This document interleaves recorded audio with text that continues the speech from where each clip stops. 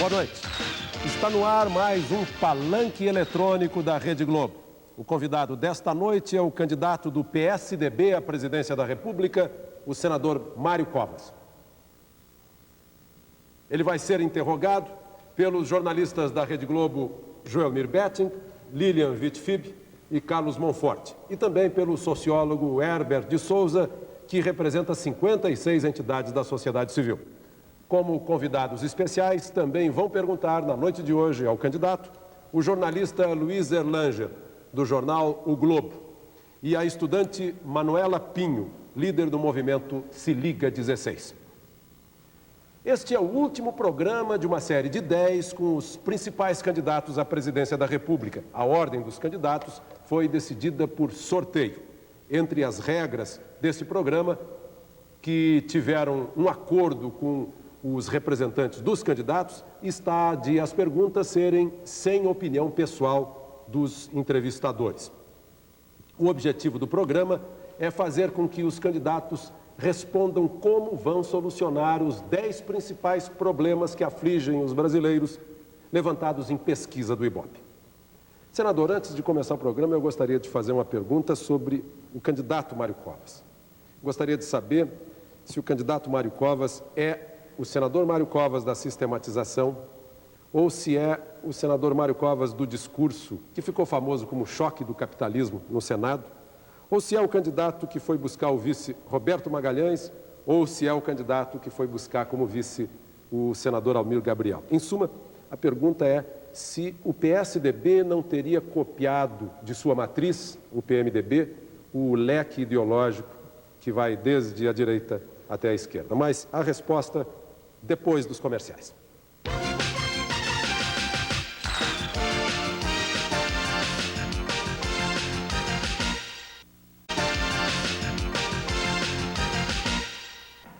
Palanque eletrônico com o candidato do PSDB à presidência da República, o senador Mário Covas.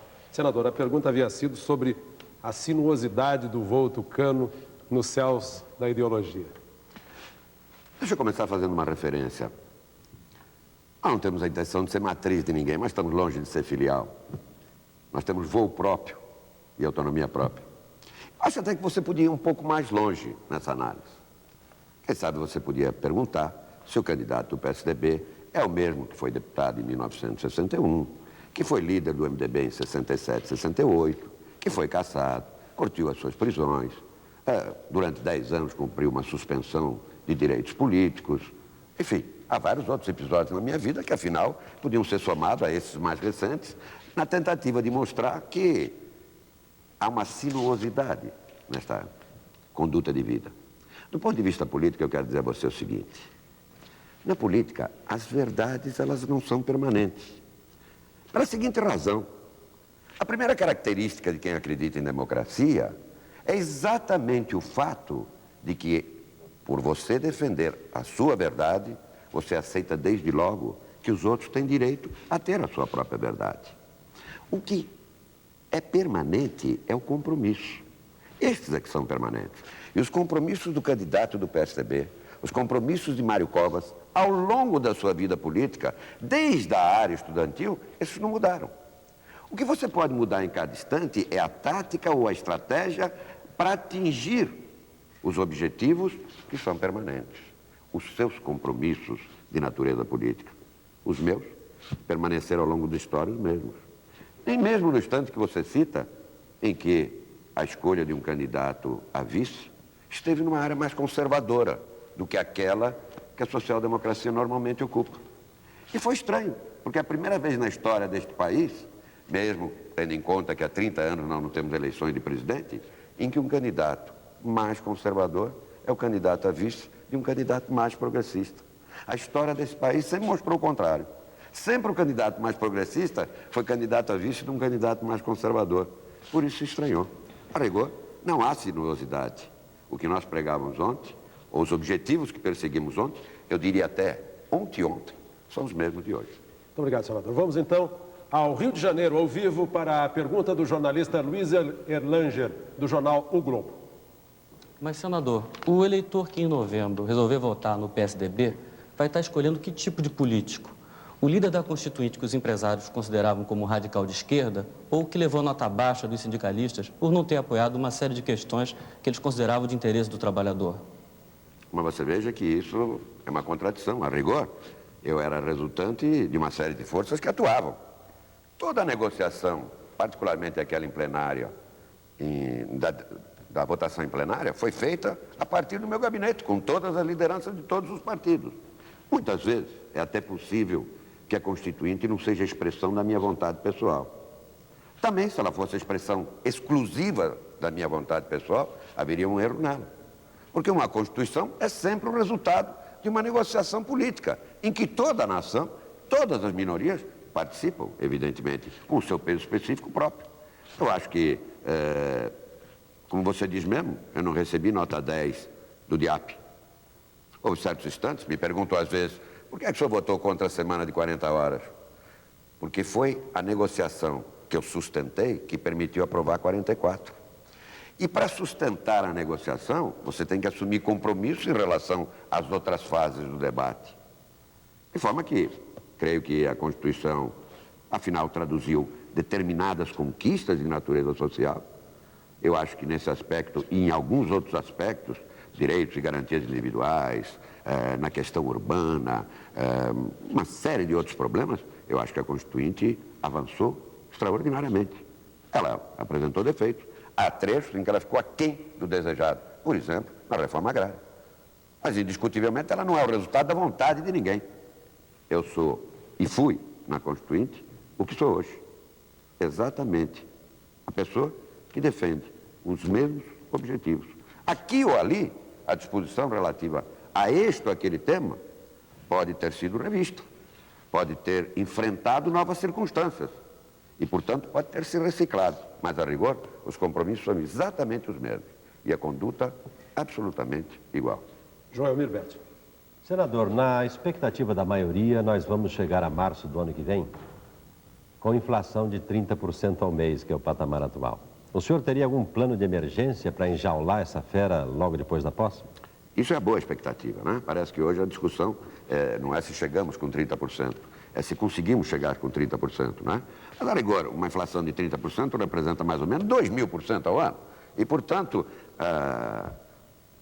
o que se tem a fazer para enfrentar uma inflação de 30%, ou de 50%, ou de 70% ao ano, se você não ultrapassar os limites da hiperinflação, são, a rigor, mais ou menos as mesmas. Em primeiro lugar, eu não vejo como um plano de estabilização nesse país possa ter algum sucesso se ele não caminhar para enfrentar claramente, com muita ênfase, duas vertentes. Uma se chama dívida interna, outra se chama dívida externa.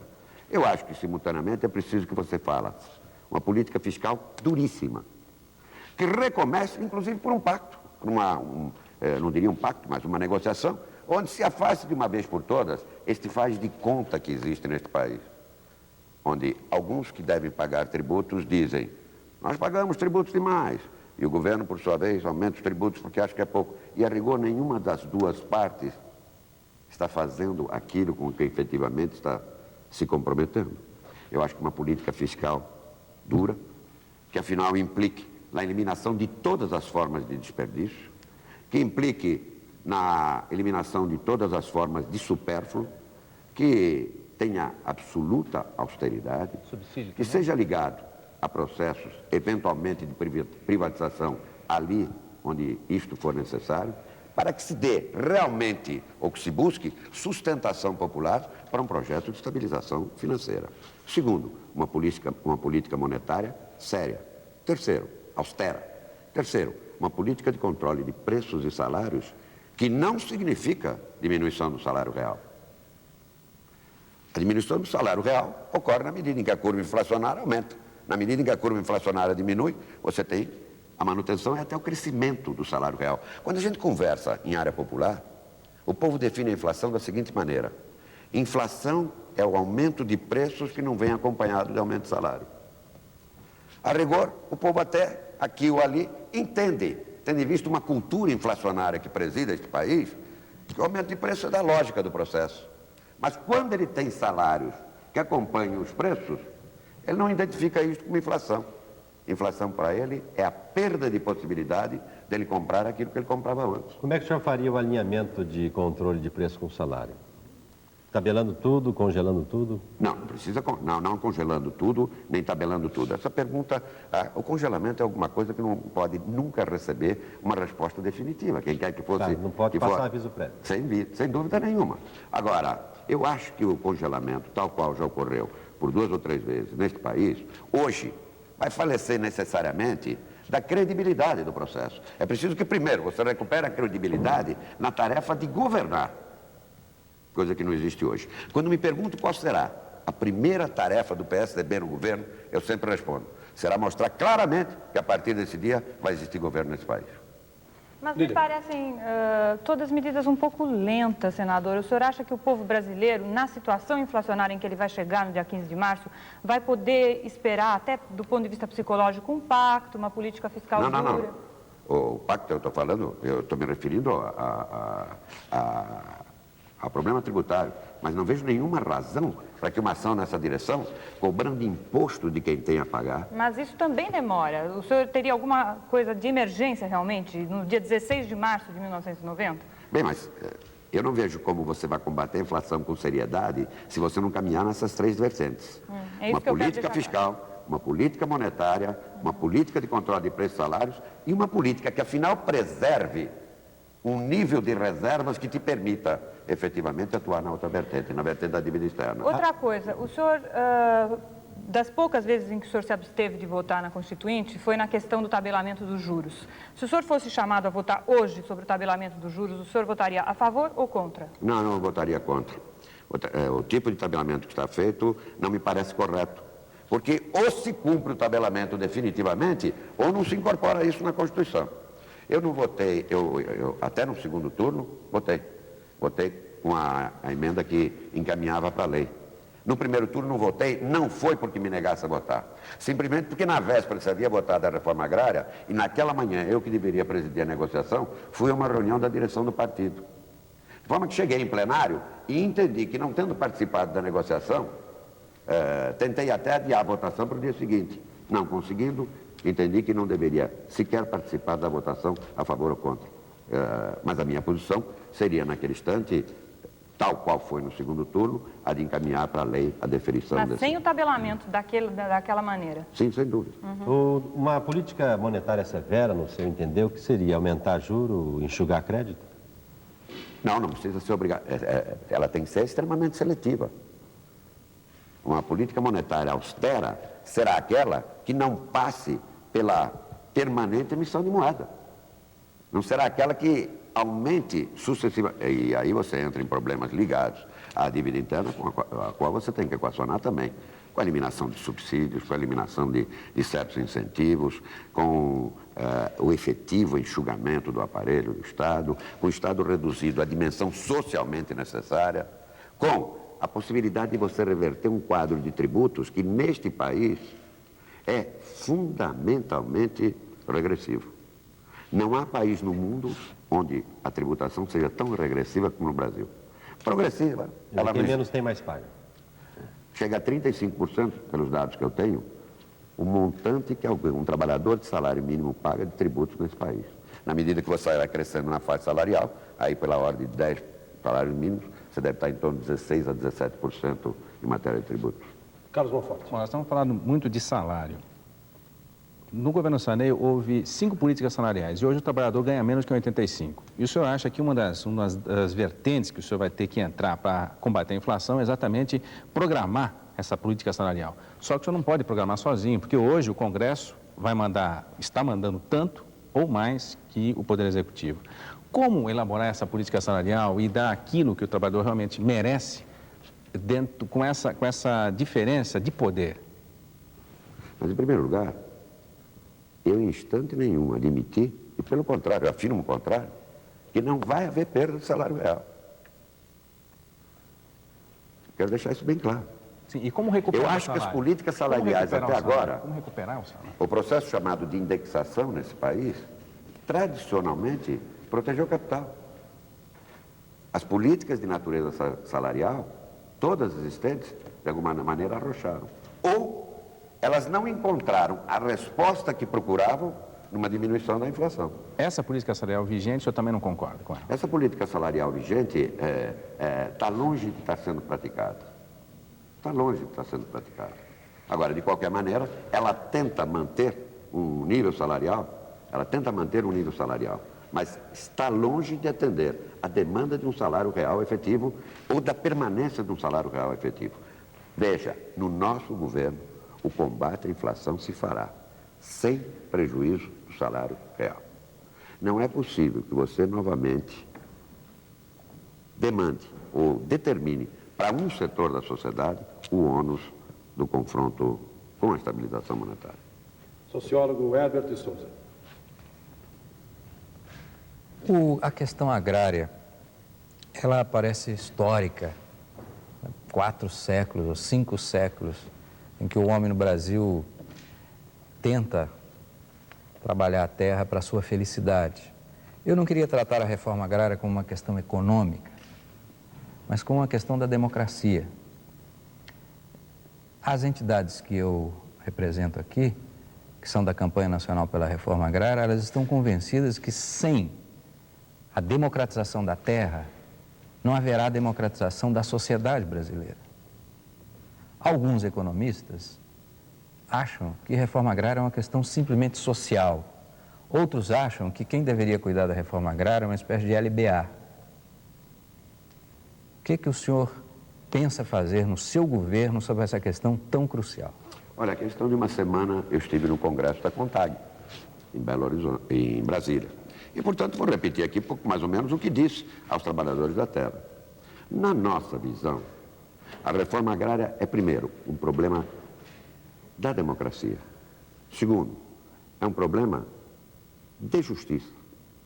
Terceiro, é um problema social. Subsidiariamente, ele é um problema de trabalho, de oferta de trabalho, que traz suas consequências na medida em que fixa o homem na sua região e, portanto, libera o acúmulo e o êxodo que hoje está ocorrendo nas grandes cidades. 9 das regiões metropolitanas desse país envolvem 40% da população. 5,5 milhões de nordestinos emigraram ao longo do tempo. É 20% Emigraram da ou população. foram expulsos. Ou foram expulsos.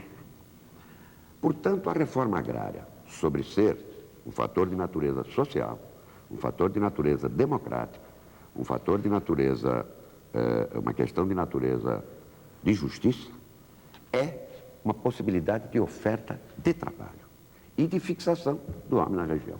Subsidiariamente, ela é um elemento de natureza econômica. É na política, na medida em que ele influi na política de emprego, porque ele abre oportunidades de emprego pela abertura de oportunidades de trabalho. Mas, fundamentalmente, ele é uma questão baseada na justiça, na democracia e é uma questão social. Ora, a CONTAG sustenta a necessidade de um assentamento da ordem de 20 milhões, de 2 milhões de famílias num período de 5 anos, o que exigiria cerca de 80 milhões de hectares, mais ou menos 40 hectares por assentamento. Eu acho que é um objetivo ambicioso, mas eu acho que é um objetivo perseguível. Eu acho que, embora a reforma agrária tenha ficado na Constituição aquém do que o Estatuto da Terra, feito há 20 anos atrás por um governo militar, o que é um paradoxo,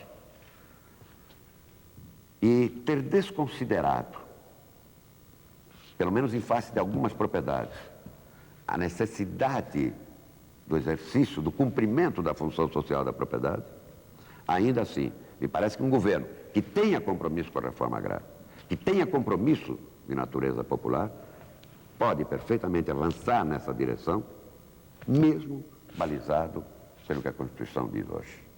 Eu acho que é perfeitamente possível a gente reivindicar a busca de objetivos dessa dimensão. Senador, nós vamos voltar ao vivo para o Rio de Janeiro para mais uma participação do jornalista de O Globo, Luiz Erlanger. Senador, eu queria voltar à questão econômica.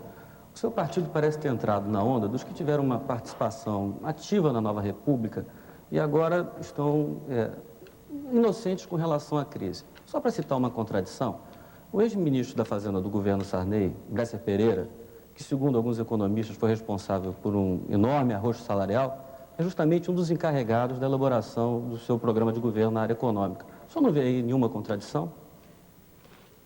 O projeto do Bresser Pereira, o plano do Bresser Pereira, previa um declínio da inflação, que a rigor não ocorreu na dimensão esperada. O que ocorreu com estes planos, inclusive com o cruzado, e no meu modo de entender, eu quero deixar isso bem claro, porque eu me obrigo a ser transparente no instante em que eu falo a todo o povo brasileiro. Eu acho que nós jogamos o maior brilhete premiado pela janela quando do plano cruzado. Porque ao longo da minha vida política, eu nunca vi um instante de tal mobilização de natureza popular como ocorreu ao longo do plano cruzado. E um dos sucessos de qualquer plano de natureza econômica repousa exatamente na sustentação de natureza popular. Foi a falta de gerência decorrente da fraqueza de um governo, que às vésperas de uma eleição não quis anunciar a necessidade de determinadas medidas.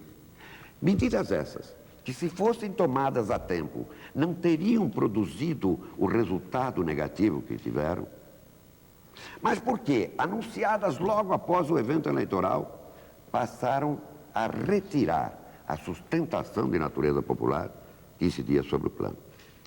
O plano Bresser tentou repetir com um prazo mais curto e evitando alguns dos problemas, tentou evitar algumas das desvantagens ocorridas no plano cruzado.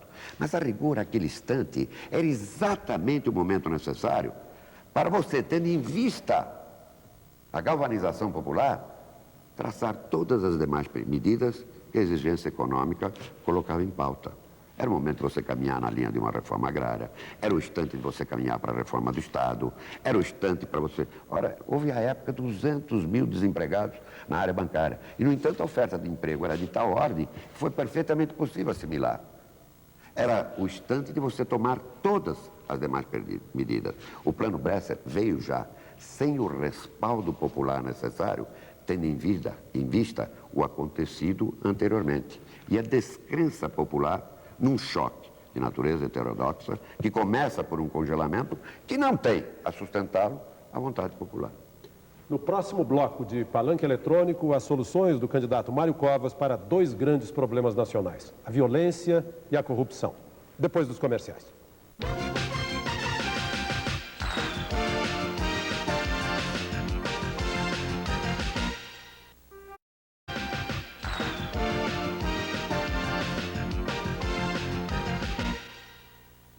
Volta Palanque Eletrônico com o candidato Mário Covas. Carlos Monforte. Bom, senador, nós temos assistido nos últimos meses, parece um crescimento da violência, da insegurança do brasileiro. Eu gostaria de saber do senhor e como o senhor resolveria esse problema e se esse problema é causado por um sistema penitenciário deficiente, se é um problema policial ou um problema social. Eu acho que é a soma de todas essas coisas. Em primeiro lugar, há uma vertente de natureza social nítida e clara no problema da violência. Há uma correlação entre uma coisa e outra nítida. Em segundo lugar, há uma segunda correlação entre a violência e a impunidade. É enorme o número de presos que, inclusive, fogem por corrupção de guardas. Eu acho que você precisa enfatizar uma luta sem tréguas contra o crime organizado, contra o narcotráfico. Você precisa se organizar em termos do Estatuto da Polícia Civil, da Polícia Militar, da Polícia Federal, que ainda dependem da criação desse estatuto. Você precisa estabelecer um mecanismo pelo qual estas polícias tenham cursos e se reciclem a cada 3 anos, ou seja, a cada 3 anos eles voltam a um período de reciclagem. É preciso que se inclua, inclusive, uma matéria relativa a direitos e particularmente direitos humanos, dentro da escola de polícia. É preciso que você crie um Conselho Federal de Segurança. É preciso que você crie conselhos estaduais de segurança. Eu vi criado aqui em São Paulo, com muito sucesso, Conselho Comunitário de Segurança.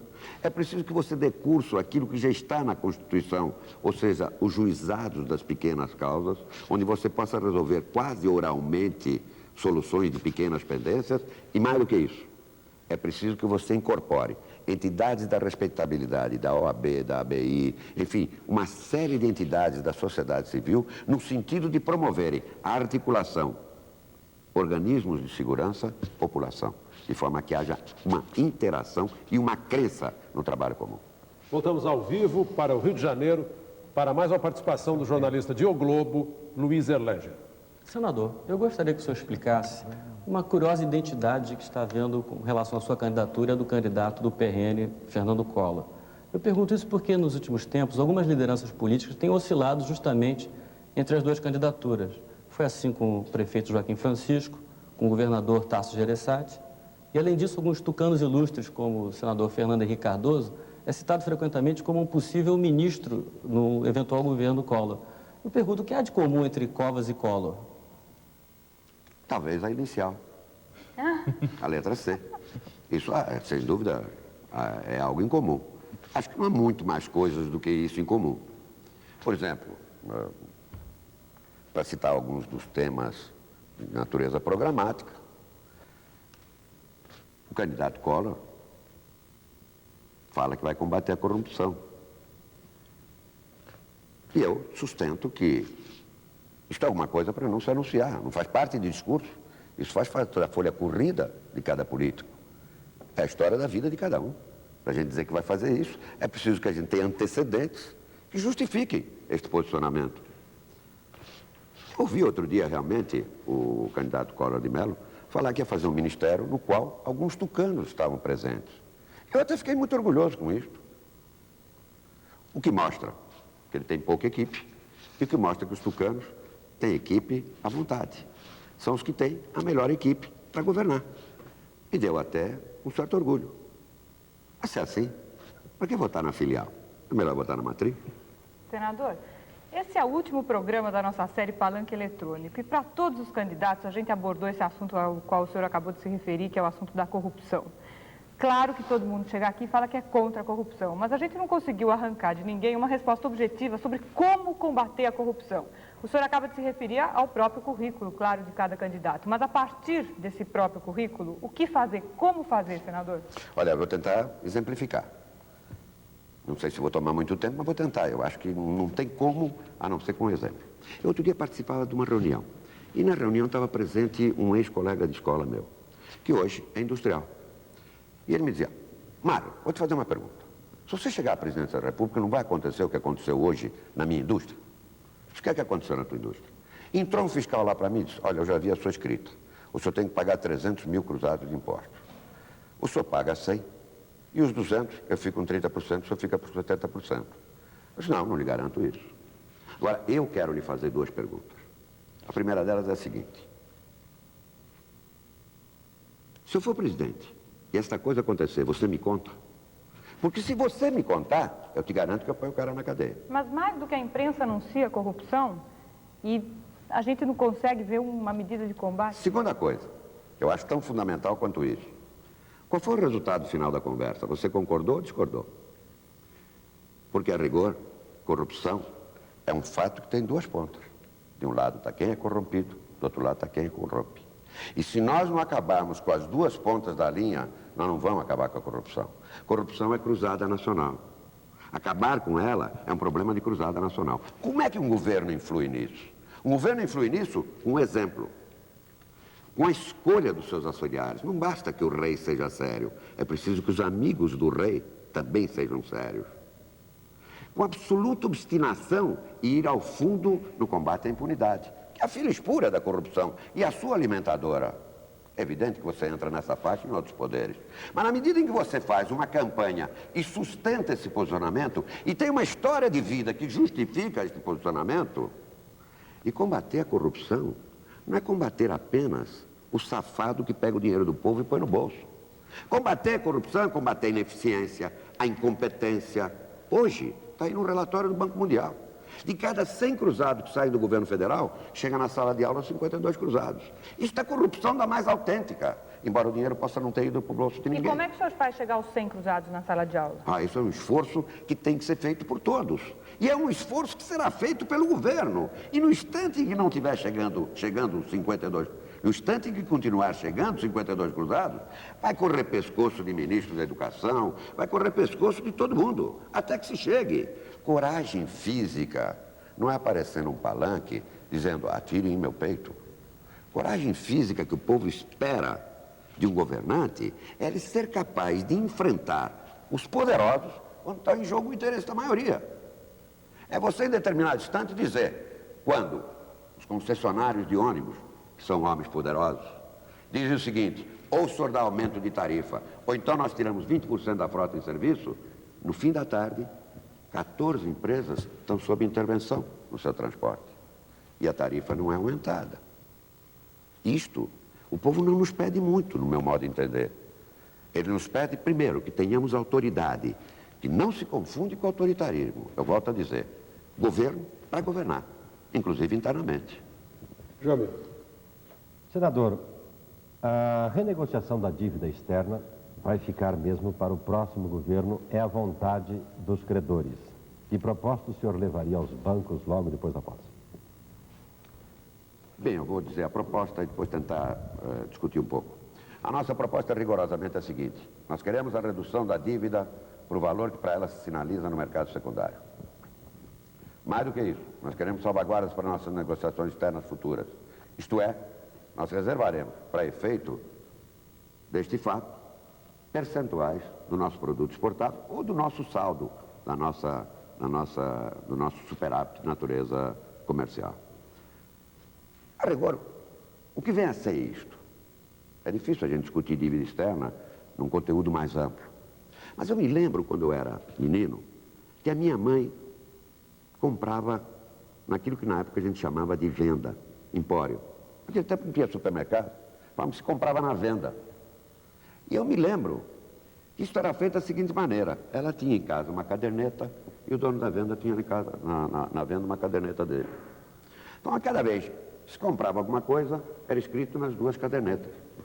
E ao final do mês, ela fazia a conta, ela somava. Por que ela somava? Para ver se não tinha havido algum engano de soma, se de repente a data não tinha sido incluído também na soma.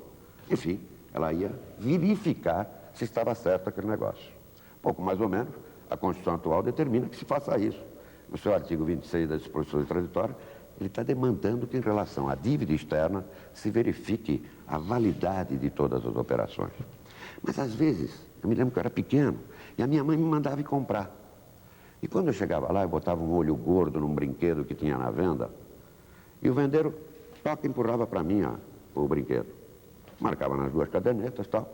Quando chegava no fim do mês, minha mãe dizia, mas afinal, o que é isso aqui? Ah, mas isso aí foi uma bola que eu comprei lá. Mas como você comprou a bola? Vai devolver a bola. Não, mas a bola eu já joguei, ela já furou, não dá para devolver a bola. Bem, e muitas vezes, aquilo ultrapassava os limites da possibilidade de pagamento. Acho até que se ia mais longe nessa coisa. Havia eventualmente um vizinho que ficava desempregado. E a partir daí, ele ficava em dificuldade para poder pagar aquela dívida.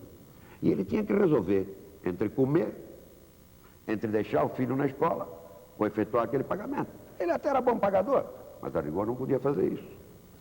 Para nós, a dívida brasileira tem que ser reduzida ao valor que, afinal, se paga por ela no mercado secundário. O que significa isso?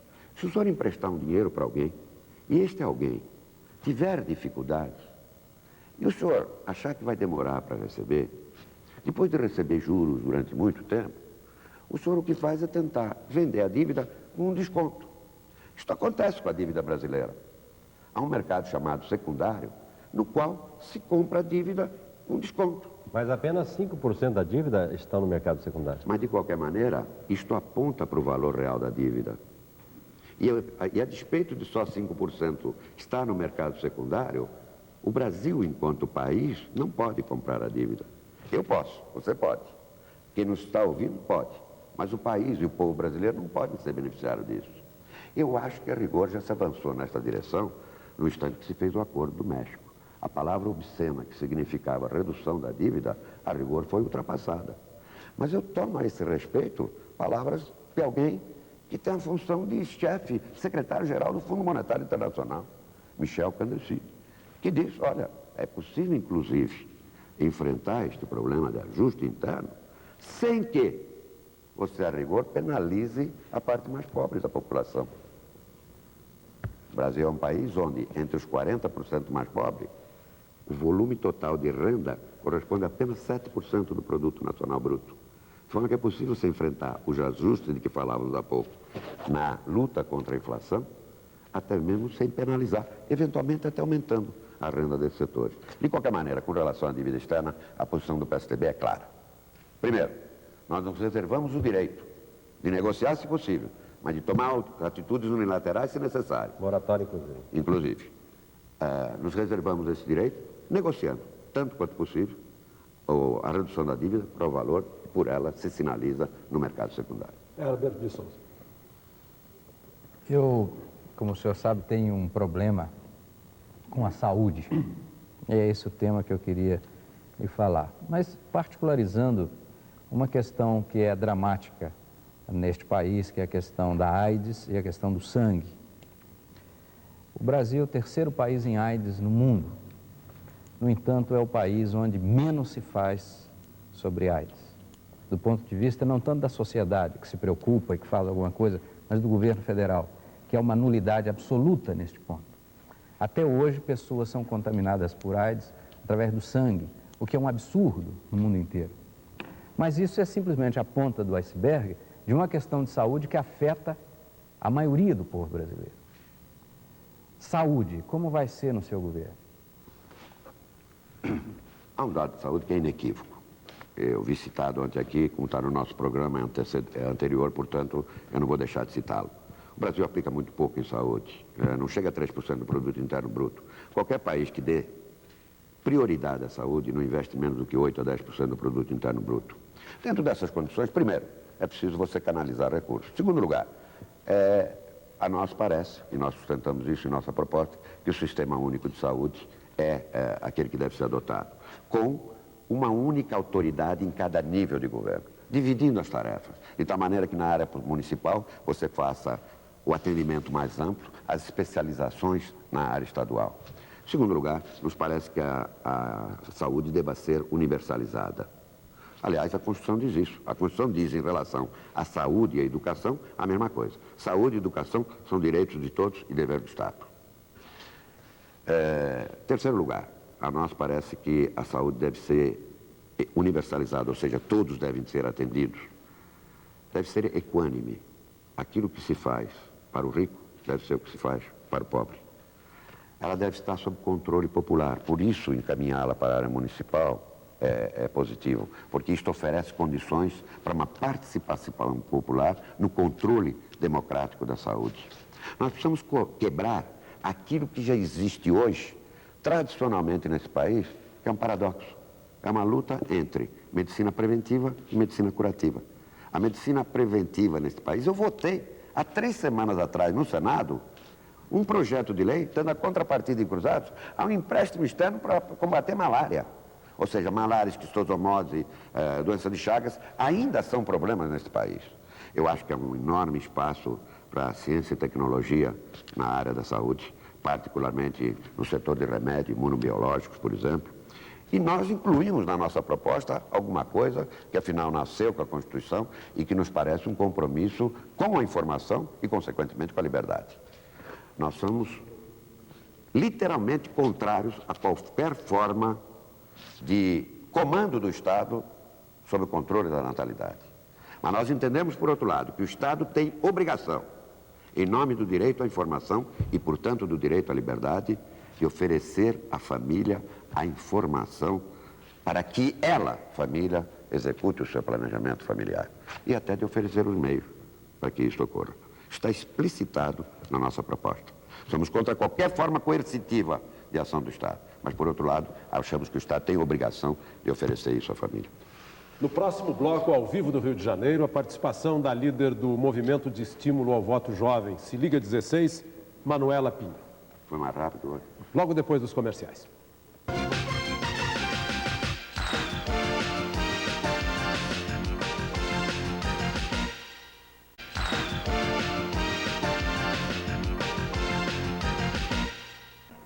Palanque eletrônico com o candidato do PSDB, senador Mário Covas.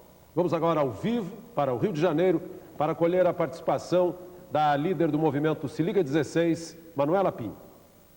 Boa noite, senador. É claro que nós não estamos esperando que nos próximos 4 ou 5 anos sejam resolvidos todos os problemas brasileiros. Mas existem reformas estruturais que são necessárias já. Na educação, por exemplo, nós temos hoje 8 milhões de jovens e adultos analfabetos. Das 100 crianças que entram na primeira série primária, apenas 19 chegam à quinta série. O sistema educacional é um verdadeiro funil, já que só entra na universidade quem consegue fazer um segundo grau de qualidade, né? O que está só na rede particular. Ou seja, há uma falência total no sistema educacional. E os estudantes estão nas ruas, no Brasil inteiro, se mobilizando, lutando na defesa do ensino público de qualidade. E a nossa pergunta é a seguinte: quais seriam as medidas tomadas no seu governo para democratizar o acesso à educação? Vamos por partes. Em primeiro lugar, eu dizia há pouco que é um esforço muito grande para que os recursos já existentes para a educação cheguem na educação. A nova Constituição determinou que 25% da receita municipal, 25% da receita estadual e 18% da receita federal devam ser destinados à educação. É um volume de recursos bastante razoável, se chegar ao seu destino, se for realmente para a educação. O nosso primeiro objetivo é, evidentemente, com a erradicação do analfabetismo. Os meus dados são um pouco diferentes dos seus. Provavelmente os seus devem estar certos. Mas os números que eu tenho é que nós possuímos 20 milhões de analfabetos. Eu cito como analfabeto todo maior de 10 anos de idade que fez apenas 1 ano do primeiro grau. Ora, eles estão divididos igualmente entre campo e cidade. É perfeitamente possível você alfabetizar alguém com $100. 20 milhões de analfabetos significam 2 milhões de dólares. 2 bilhões de dólares. 2 bilhões de dólares em 5 anos de governo representam 400 milhões de dólares por ano. E 400 milhões de dólares por ano é 4% do que a gente paga de juros por ano na nossa dívida externa. Portanto, não é nenhum valor do outro mundo. É evidente que você enfrenta problemas. Há um certo constrangimento do adulto que é analfabeto de ocupar equipamento infantil, por exemplo, onde crianças estudam. Mas é aí que entra o pátio da igreja, a escola de samba, o clube de serviço, a sociedade de amigos de bairro. Quando te falam que o aluno da escola pública superior, embora ele necessariamente, como você acabou de dizer, venha da escola privada de primeiro e segundo grau, porque esta é a injustiça, o processo de seleção econômica negativa, quando te dizem que ele deveria pagar, porque ele até tem automóvel, a rigor, eu prefiro cobrar dele dessa maneira. Eu acho perfeitamente possível para um governo sério polarizar esta nação e convocar esta juventude para a qual a sociedade inteira paga o ensino, no sentido de oferecer a possibilidade de alfabetizar 100, 200 pessoas por ano. De forma que eu sequer estou contando com isso. Se você fosse obrigado a gastar esse dinheiro, é perfeitamente possível. O primeiro grau, o ensino fundamental, é a chave da seleção negativa. Qualquer país sério que esteja no estágio industrial igual ao brasileiro, eu não estou me referindo aos Estados Unidos, não estou me referindo à Alemanha, eu estou me referindo ao México, à Coreia, etc. Entre os maiores de 15 anos de idade, 90% deles terminaram os 8 primeiros anos do primeiro grau. No Brasil, não chega a 10% os números dos que, com mais de 15 anos, completaram os 8 primeiros anos do primeiro grau. Pior, não chega a 40% os que completaram 4 anos do primeiro grau. É pelo fundamental que você tem que começar a reforma. É pelo ensino de primeiro grau que você tem que começar a reforma. Como? Não dá para ter 240 minutos de aula por dia. Não dá para ter 180 dias de aula por ano. Não dá para você continuar dizendo que magistério é sacerdócio.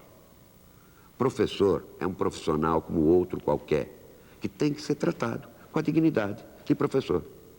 No instante que você transformar essa garrafa, que oferece um gargalo de natureza econômica que impede o acesso aos níveis superiores, e transformar isso num cilindro de forma que flua normalmente esse acesso, você necessariamente vai resolver o problema do segundo e terceiro graus. Vai resolver o problema da universidade, fazendo ela ser aquilo que ela deve ser, alguma coisa que ofereça ensino, pesquisa e extensão. Uma universidade que seja realmente democrática.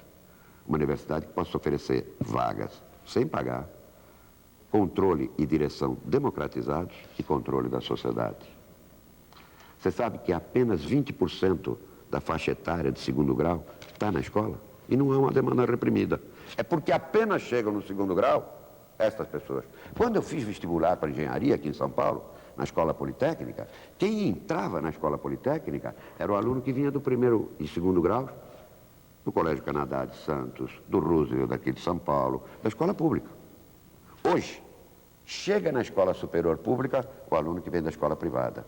E chega na escola superior privada o aluno que vem da escola pública, que normalmente é obrigado a trabalhar de dia e estudar à noite. O sociólogo Herbert de Souza tem mais uma pergunta sobre esse assunto, por senhor. Eu queria entrar na questão da educação, simplesmente constatando um fato. Hoje no Brasil, da classe média para cima, se frequenta escola privada e hospitais privados. E o povo, quer dizer, os da classe mais pobre para baixo, que são a imensa maioria, frequentam péssimas escolas públicas e péssimos hospitais públicos, que foram sendo destruídos através de uma política. É verdade. Então, eu colocaria a seguinte questão. Existe um problema de investimento. Investimento que eu consideraria de máxima prioridade para se construir um país. Como o senhor vai considerar na educação os investimentos públicos, além daqueles que já são constitucionais? Olha, do ponto de vista da escola pública, do ponto de vista de recursos, talvez a educação seja aquela que tenha fontes de recursos mais significativas constitucionalmente. Porque ela tem 25% da receita municipal, 25% da receita tributária estadual e 18% da federal. De forma que eu acho que este não é o problema maior a equacionar na educação, não é o problema de recursos, se bem que seja o problema de direcionar bem esses recursos. O dramático, e aí a gente, quando fala em choque de capitalismo, espanta todo mundo. Para nós, na nossa proposta está escrito isso. Escola pública convive com escola privada. Saúde pública convive com saúde privada. Mas para nós, dinheiro público vai para a escola pública. Dinheiro público vai para a saúde pública.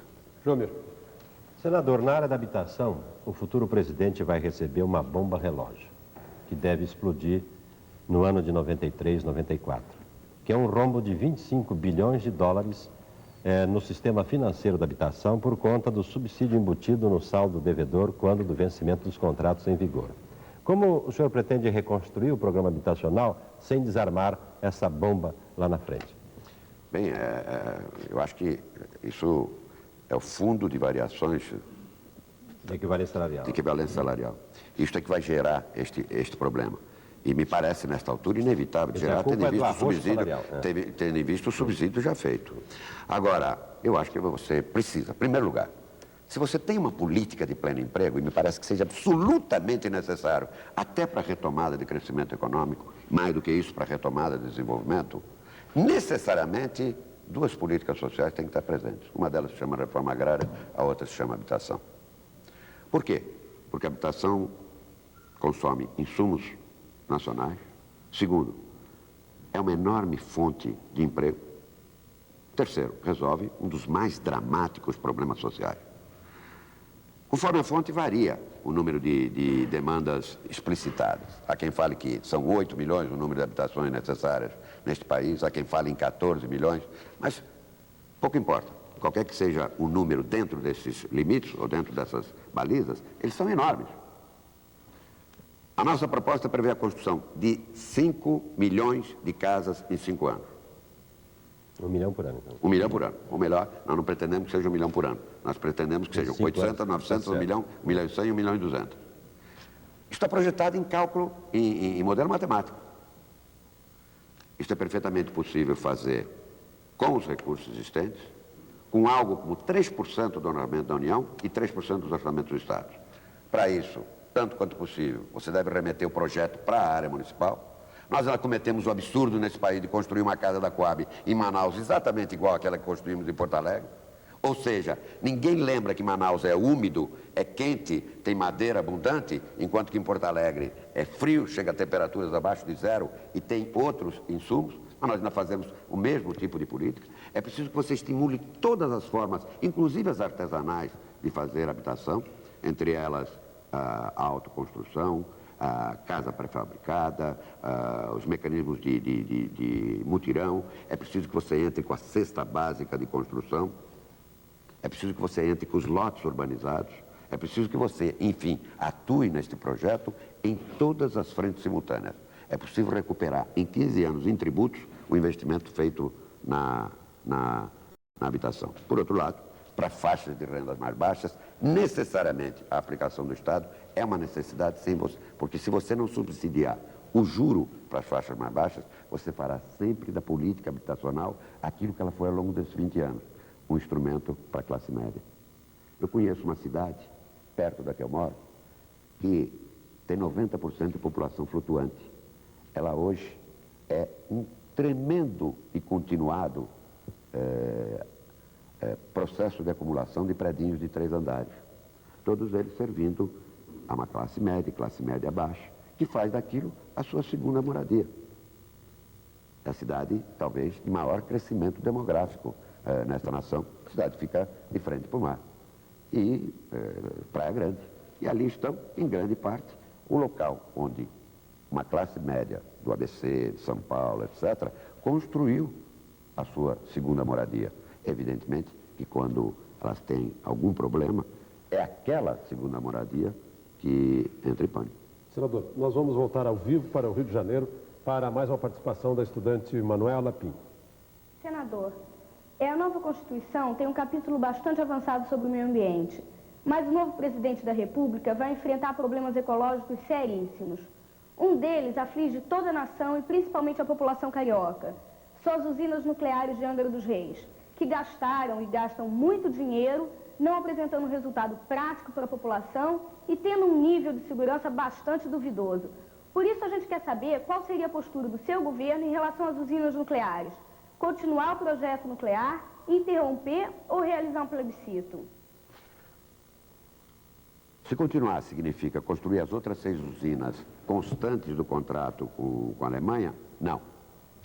Para. Com relação à Angra 1, que realmente foi uma proposição e um projeto muito mal desenvolvido, muito mal elaborado, você tem hoje a usina em funcionamento. Precária, é verdade, com defeitos sob controle de Furnas, mas de qualquer maneira você tem a usina lá. O problema ali é rigorosamente você colocar a sociedade civil, o que existe de conhecimento nesse país, no sentido de definir até que limite a segurança de Angra 1 está atendida. Angra 2 e Angra 3 enfrentam outro problema. Em Angra 2 e Angra 3 você encontra 90% do material importado, do equipamento importado. Já está armazenado lá. Em Angra 2, 90% da obra civil está feita. Portanto, aí é um segundo problema. É um problema que você tem. Se, supostamente, as condições de segurança, que vale para Angra 1 também, estiverem satisfeitas, você tem uma equação que, afinal, se limita por motivos de natureza econômica. Mas a condicionante política tem que intervir nesse caso. De forma que, mesmo para Angra 2 e Angra 3, eu acho que a execução de um plebiscito é alguma coisa aconselhável. De tal maneira que você coloque a população e, de forma mais transparente, a mais clara possível, incorporando nesse processo de explicitação a toda a comunidade científica, coloque esse problema à consideração do conjunto da população. Senador, eu tenho uma última pergunta para o senhor. O senhor conhece muito bem essa Constituição e sabe que ela ficou com um sistema presidencialista, mas com alguma coisa, ou bastante coisa, parlamentarista. E sabe também que o próximo presidente vai ter um plebiscito no meio do mandato dele para decidir sobre se a gente fica no presidencialismo ou vai para o parlamentarismo. O senhor, sendo eleito presidente, o senhor já começa no primeiro dia a fazer campanha pelo parlamentarismo, mas a resposta é no próximo bloco, depois dos comerciais.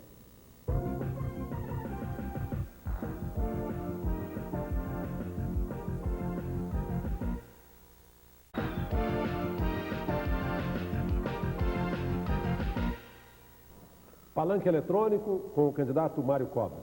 Senador, como parlamentarista, o senhor assume a presidência da República e já começa uma campanha pelo parlamentarismo? Só uma preliminar. Você diz que esta Constituição é, na sua essência, parlamentarista e, na prática, presidencialista. É verdade. Tem alguma coisa de parlamentarista? Tem muita coisa, porque em todas as fases da Constituinte votou-se o parlamentarismo. Só se votou o presidencialismo no final. Como o presidente Sarney não podia defender apenas os 5 anos, ele defendeu o presidencialismo. E a partir daí, você passou a ter uma contradição na Constituição. Não é uma contradição insuperável, não. Dizer que não se pode governar com essa Constituição é um erro. Pode, sim. Apenas não se está acostumado a ver o Congresso ter poderes. E é difícil aceitar o jogo democrático. Quanto ao parlamentarismo, nós somos o único partido que tem o parlamentarismo como objetivo da sua proposta. E como na Constituição se verificou que o presidencialismo foi votado como consequência de alguns fatos, se instituiu aqui que em 1993 haveria um plebiscito para o povo decidir parlamentarismo ou presidencialismo. Nós, na nossa proposta, escrevemos que se formos eleitos, como estamos defendendo o parlamentarismo, nós tentaremos encaminhar o Congresso, e se o Congresso aprovar uma mudança da Constituição, o plebiscito se antecipa para 91. De tal maneira que, se o povo decidir por parlamentarismo, encontrará no governo um governo de um partido parlamentarista. Muito obrigado, senador. Nós aqui vamos encerrando esta série em que entrevistamos os 10 principais candidatos à presidência da República. O objetivo de Palanque Eletrônico foi levar até a sua casa as ideias dos candidatos sobre os grandes problemas nacionais. Eles tiveram inteira liberdade para expor as ideias deles e esse foi o nosso objetivo. Nós estamos encerrando esta série, mas continuaremos com vocês na cobertura das eleições 89. Muito obrigado e boa noite.